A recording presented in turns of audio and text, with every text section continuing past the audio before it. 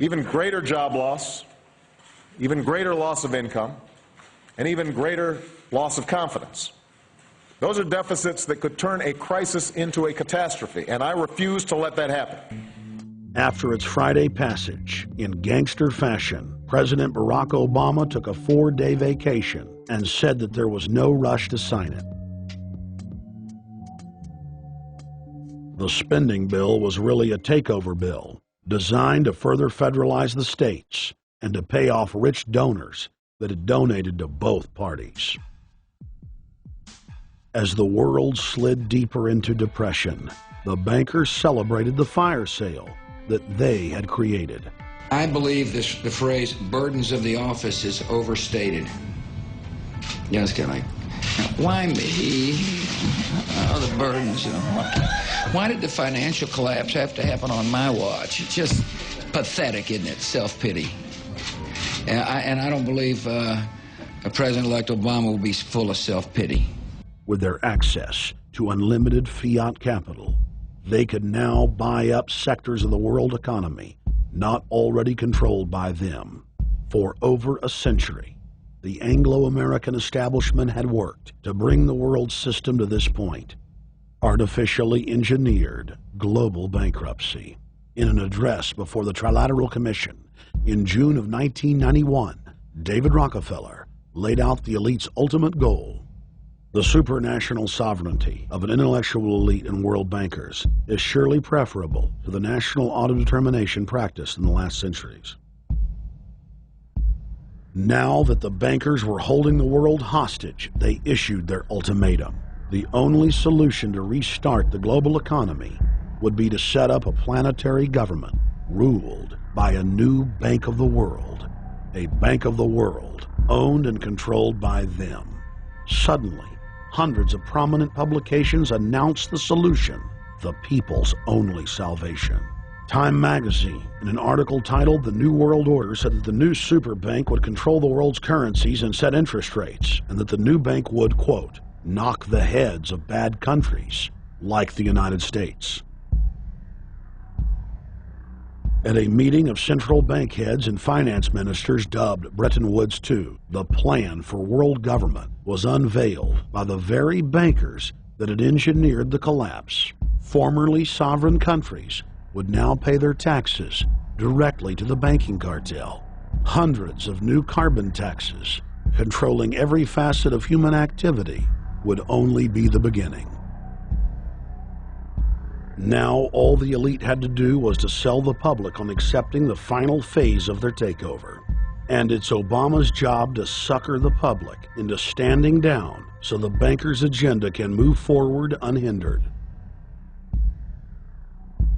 Never before in U.S. history has the media gotten behind a president like they are behind Obama.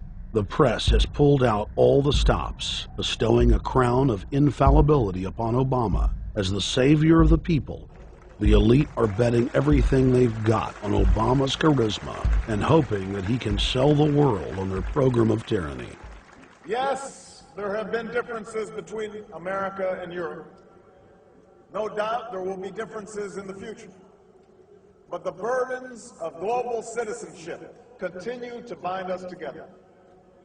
A change of leadership in Washington will not lift this burden. In this new century, Americans and Europeans alike will be required to do more, not less. Partnership and cooperation among nations is not a choice. It is the only way. We've got to give them a stake in creating the kind of world order that I think all of us would like to see. In truth, Obama is not simply continuing George W. Bush's policies. He is radically expanding them. I thank President Bush for his service to our nation. This film has documented the painful fact that Barack Obama's agenda is the complete opposite of what he has claimed it to be. Now we will reveal what Barack Obama and his controllers' true agenda is. Number 1, bring the United States under the complete regulatory control of a private offshore superbank known as the Bank of the World. More than 100 new taxes are now being developed under the umbrella of curbing greenhouse gases. The new taxes will be paid directly to the private bank consortium. At the producer level, taxes will be paid on farm animals' flatulence. At the consumer level, there will be carbon taxes on all forms of meat, beef, poultry, pork, and fish. All cars will be fitted with satellite tracking boxes that will tax driving by the mile. And an added tax will be placed on all fossil fuels, including motor oil and natural gas. All plastic products will have a carbon tax added. Outdoor space heaters and fireplaces are to be taxed. All electricity produced by coal-powered plants will be taxed. Under the cap-and-trade system, citizens will be forced to pay taxes on thousands of products to private cap-and-trade services owned by Al Gore and other elitists. There will be taxes on light bulbs, water, trash pickup, air travel, train travel, bus, ship, medicine, steel production, mining, clothing, laundry, asphalt are just a few of the new taxes to be levied. But to truly transform our economy, to protect our security and save our planet from the ravages of climate change, we need to ultimately make clean, renewable energy the profitable kind of energy. So I ask this Congress to send me legislation that places a market-based cap on carbon pollution and drives the production of more renewable energy in America. That's what we need. The notion of anthropogenic global warming is a fraud. In other words, the idea that the planet is getting warmer and that human activity is somehow responsible is a pseudo-scientific fraud. It's a big lie. It's a monstrosity. Remember the Nazis, they had race science, race hygiene. They said Aryan blood is different from any other kind of blood. This was, of course, idiocy, a fantastic piece of nonsense. Today, we got something similar. Global warming caused by human activity, and the answer to that is carbon tax plus cap and trade, according to the wishes of Al Gore, Prince Charles, and basically the entire world banking community, the world oligarchy. What they're trying to do with that is to perpetuate the current system where bankers rule the world, financiers rule the world, and the rest of us get the crumbs from the table. But remember, if you try to put on cap and trade and a global warming carbon tax with the idea that you're going to save the polar bears, what you're going to do is destroy human society.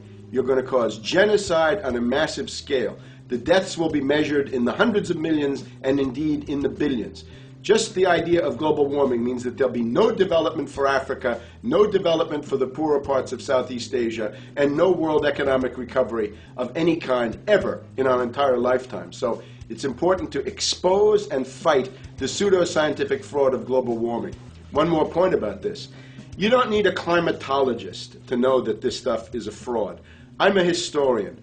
I can tell you, in the last 1,000 years, we had a period of very warm temperatures called the medieval warm period, where all kinds of grapes and semi-tropical stuff was growing very far into the northern hemisphere. That was about 1100, 1200. It happened to correspond with an all-time maximum of sunspots. Right now, we can say that we're going into another maximum period where there'll be some warming, but we're well within the limits of the medieval warm period. About 1600 to 1650, there was an ice age in northern Europe. The North Sea was filled with ice. The German and Dutch ports and the English ports were filled with ice.